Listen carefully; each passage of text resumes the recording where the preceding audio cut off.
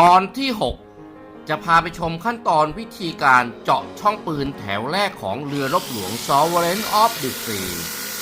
ซึ่งจะเป็นการจัดวางแนวปืนทั้งลำให้ถูกต้องตรงตำแหน่งของเรือลำนี้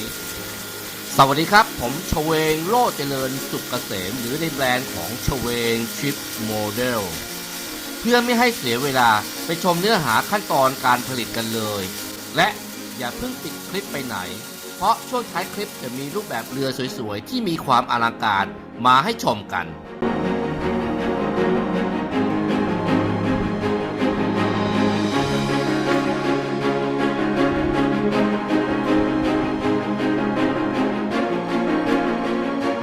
ฝากกดถูกใจกดติดตามกดกระดิ่งหากคลิปมีประโยชน์สามารถสมทบทุนได้โดยกดตรงนี้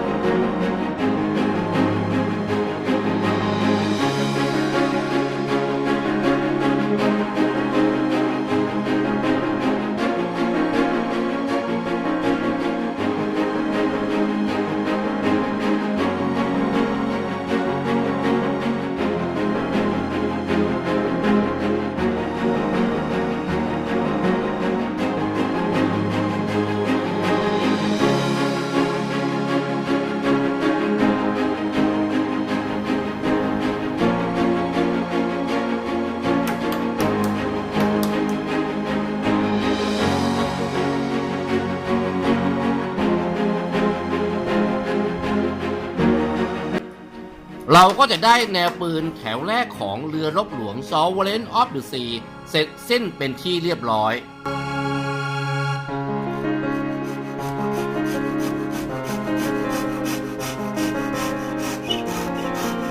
คลิป ถัดไปซึ่งจะเป็นตอนที่ 7 จะพาไปชมขั้นตอนวิธีการวางแนวปืนชั้นต่อไปของเรือรบหลวง Sovereign of the Sea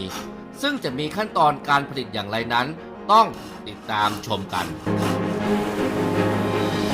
มาถึงช่วงท้ายคลิปกันแล้วขอแนะนำรูปแบบเรือสวยๆที่มีความยิ่งใหญ่อลังการงานสร้างที่เป็นเรือจากทุกประเทศทั่วโลกโดยการคัดสรรนำแบบเรือที่มีชื่อเสียงมีเกียรติประวัติที่ดีที่สุดของแต่ละประเทศมามอบให้กับท่านผู้ชมที่ชื่นชอบงานเรือโบราณ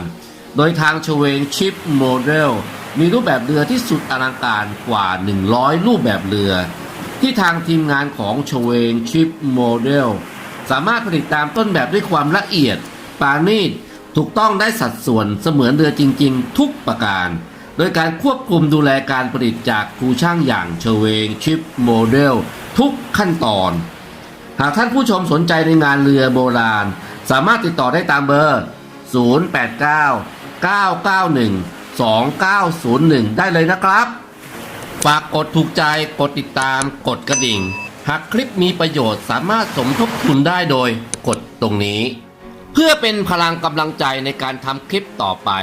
และชมคลิปถัดไปของช่องชเวงชิปโมเดลด้วยนะครับสวัสดีครับ